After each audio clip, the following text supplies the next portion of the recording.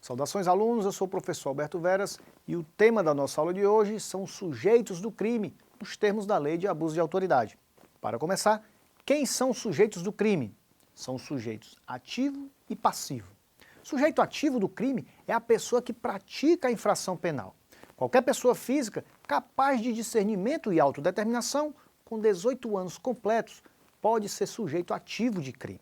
Conforme o artigo 2º da lei em estudo, será sujeito ativo do crime de abuso de autoridade qualquer agente público, servidor ou não, da administração direta, indireta ou fundacional de qualquer dos poderes da União, dos Estados, do Distrito Federal, dos municípios e de território. Assim, fique atento, sujeito ativo do delito de abuso de autoridade será qualquer agente público, servidor ou não. E quem é legalmente agente público? A norma determina que é agente público, para seus efeitos, quem exerce, ainda que transitoriamente ou sem remuneração, por eleição, nomeação, designação, contratação ou qualquer outra forma de investidura ou vínculo, mandato, cargo, emprego ou função em órgão ou entidade que esteja sob o alcance da lei.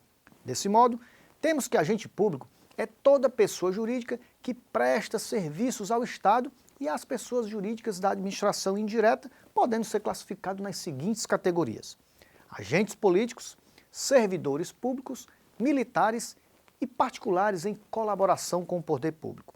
A norma estabelece que são abrangidos por esse conceito os servidores públicos e militares ou pessoas a eles equiparadas, os membros dos 3 poderes, do Ministério Público e dos tribunais ou conselhos de contas, entre outros. O rol trazido pelo artigo 2º da lei é meramente exemplificativo. Já o parágrafo único do mesmo artigo estabelece as figuras equiparadas aos agentes públicos que podem ser responsabilizadas no âmbito da Lei de Abuso de Autoridade. Em comparação com a legislação anterior, a nova lei procura punir mais autoridades, pois ela amplia o conceito de autoridade para agente público, ao trazer um rol não taxativo de agentes públicos aptos a praticarem atos de abuso de autoridade. Os crimes previstos pela Lei de Abuso de Autoridade serão, portanto, próprios em relação ao sujeito ativo, que deverá ser um agente público. Vale destacar que os crimes de abuso de autoridade estão caracterizados mesmo que o fato tenha sido praticado pelo agente público durante o gozo de férias ou licença, pois o vínculo funcional não se afasta em tal período. E quanto ao sujeito passivo dos crimes de abuso de autoridade, professor? Essa é uma boa pergunta. O sujeito passivo é a pessoa ou ente que sofre as consequências da infração penal. Nos termos da Lei de Abuso de Autoridade, podemos considerar que o sujeito passivo será primeiramente a pessoa física ou jurídica diretamente atingida ou prejudicada pela conduta abusiva, que é o sujeito passivo principal ou imediato. Em segundo lugar, o sujeito passivo será o Estado, a administração pública, que tem a sua imagem, a sua credibilidade e até mesmo seu patrimônio lesados pela conduta abusiva de um de seus agentes. É o sujeito passivo secundário ou mediato. Assim, temos aqui, portanto, a chamada dupla subjetividade passiva. É possível haver coautoria e participação dos crimes previstos pela Lei de Abuso de Autoridade?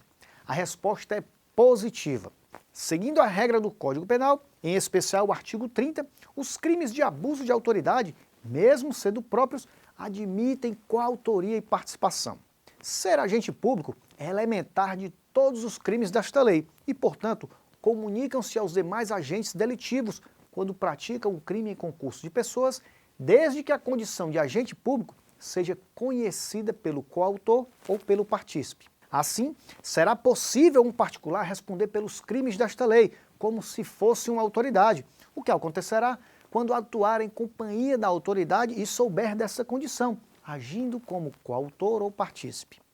Os crimes de abuso de autoridade praticados por funcionários públicos da União, do Distrito Federal e dos territórios, no exercício das suas funções ou em razão dela, serão da competência da Justiça Federal. Os crimes de abuso de autoridade também poderão ser de competência da Justiça Militar, a depender do caso concreto, e da Justiça Eleitoral, quando um crime eleitoral seja praticado em conexão com um crime de abuso de autoridade. Concluímos assim a nossa breve análise dos sujeitos do crime no âmbito da Lei de Abuso de Autoridade.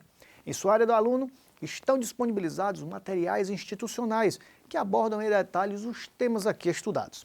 Lembre-se, o lucro de nossos estudos é nos tornarmos mais sábios. Então, bons estudos, foco na sua meta e até o nosso próximo encontro.